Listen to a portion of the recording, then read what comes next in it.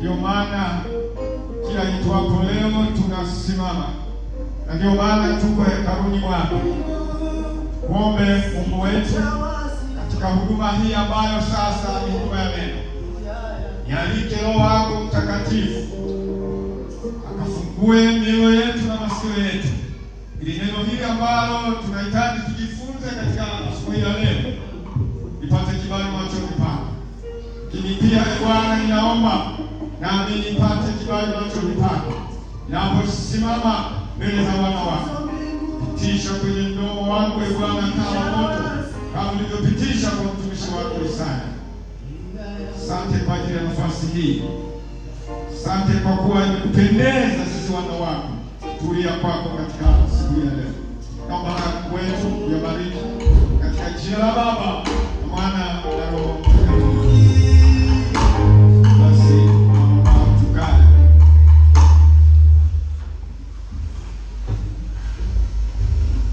Kanisa, naomba tupungiane mikono kama ishara ya kusalimiana. Kama mshika ibada alivyosema, alisema ya kwamba baada ya kuwa nimepata nafasi ya huduma ya neno, tasimama kwa ajili ya kujitambulisha. Kwa majina naitwa Mchungaji Canon Aidan Musa, ni mchungaji wa kanisa la Anglikana Dayosisi ya Kibondo. Mimi ni RD au kwa lugha nyingine naitwa kasisi kiongozi. Natokea tarafa ya Kifula na dinari ya Kifula na parish ya Kifula na kanisa la Kifula. Bwana Yesu asifiwe. Ninashukuru sana kwa ajili ya baba mchungaji Simeon Edward ambaye nilipofika kwake alinipokea, lakini pia nishukuru mama mchungaji, maana wanafanya kazi wote kwa wakati mmoja.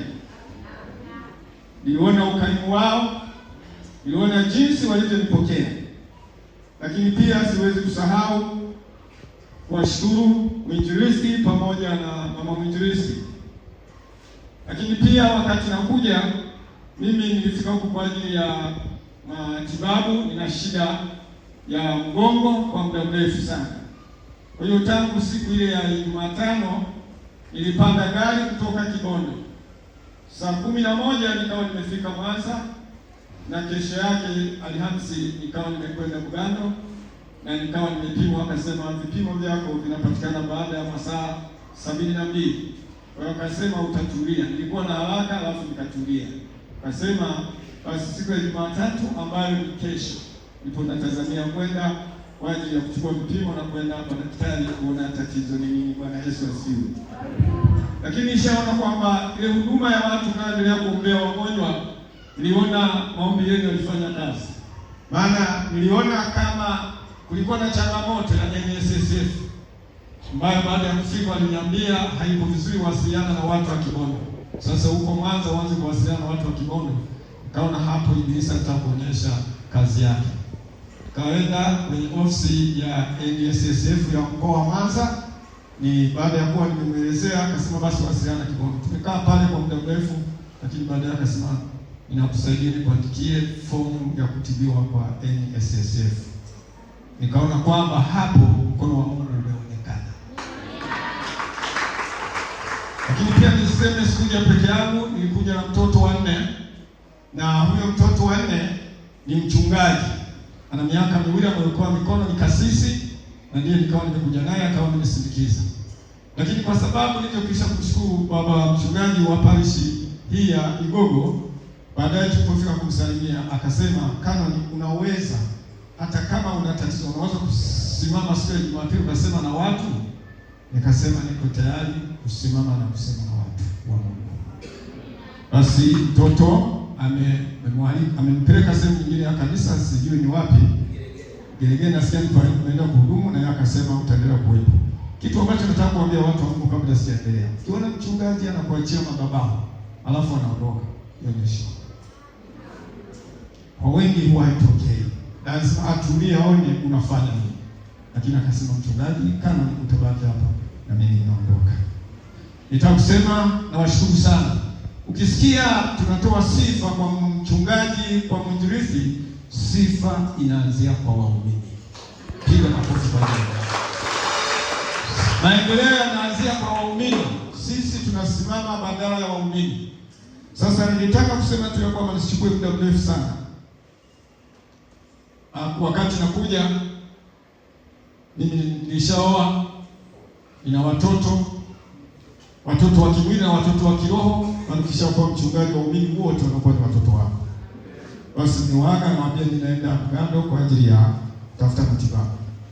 Na mama aliniambia tunapofika huko basi wasalimie wale wote mtakaoona. Sasa tulioona ni Wakristo wa Parish ya Igogo. Wengine huwa tunapishana tu, anapita na mimi nafanya nini. Kwa hiyo nyinyi mtanifahamu vizuri, ila mimi sitawafahamu. Maana mimi ni sura moja, nyinyi kuna sura zaidi ya 200. Basi naomba niseme tuendelee na neno la Mungu. Neno la Mungu linapatikana katika kitabu cha Kutoka sura ile ya 14, tutaanza na kifungu kile cha 15.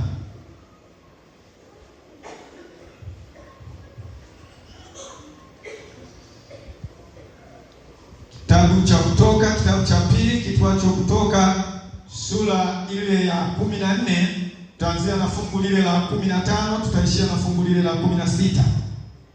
Bwana akamwambia Musa, mbona unanililia mimi? Waambie wana wa Israeli waendelee mbele. Nawe inua fimbo yako, ukanyoshe mkono wako juu ya bahari na kuigawa, nao wana wa Israeli watapita kati ya bahari katika nchi kavu. Na hili ndio neno la Bwana. Ndugu zangu, naomba niseme ya kwamba kichwa cha mahubiri ni maisha tunayoishi sasa yanafananishwa na safari ya wana wa Israeli. Wana wa Israeli, kama mnavyofahamu, walikuwa utumwani takribani zaidi ya miaka 430. Wakiwa huko walihangaika sana. Wakiwa huko walifanyishwa mambo mengi, lakini bado waliendelea kumlilia Mungu wao. Na muda ulipofika, maombi yao Mungu aliyasikia. Kwa hiyo maisha tunayoishi sasa yanafananishwa na safari ya wana wa Israeli. Maana ya safari ni nini?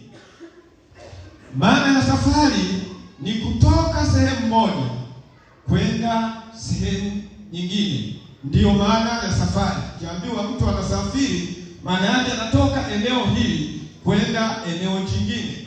Kwa hiyo wana wa Israeli wanatoka nchi ya Misri, alafu wanaambiwa waende katika ile nchi ambayo Mungu aliwaahidia. Bwana Yesu asifiwe. Kuna safari wanadamu tunazokuwa nazo. Kuna safari ya kimwili na safari ya kiroho.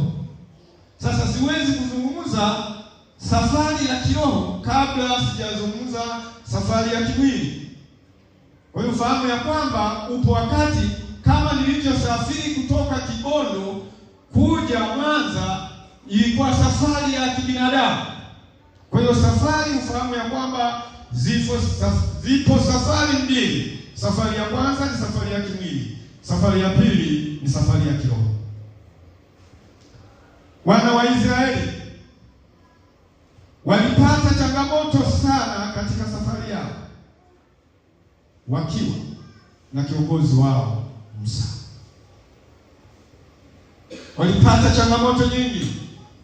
Kuna mambo mengi kwa wale ambao sio wavivu wa kusoma Biblia. Katika safari ile kulikuwa na mambo mengi. Katika safari ile walihangaika sana. Sasa wana wa Israeli katika kupata changamoto katika safari yao. Nachotaka kusema kiongozi wao alikuwa ni Musa. Changamoto ambazo walizipata, moja ni changamoto ya njaa, yaani maana yake kukosa chakula.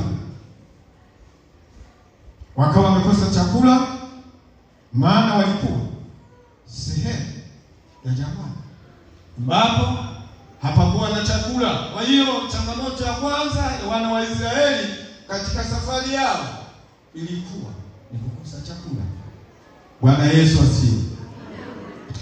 Lakini kwa wale mlio na Biblia, naweza kusoma Hesabu sura ile ya 11 fungu lile la 4 mpaka fungu la 6. Hesabu sura ya 11 tuanzie fungu la 4 na mpaka fungu lile la 6. Kama kuna mmoja alishapapata tunaweza kusaidiana. Hesabu 11 fungu la 4 mpaka fungu la 6. Aliyepata tusome.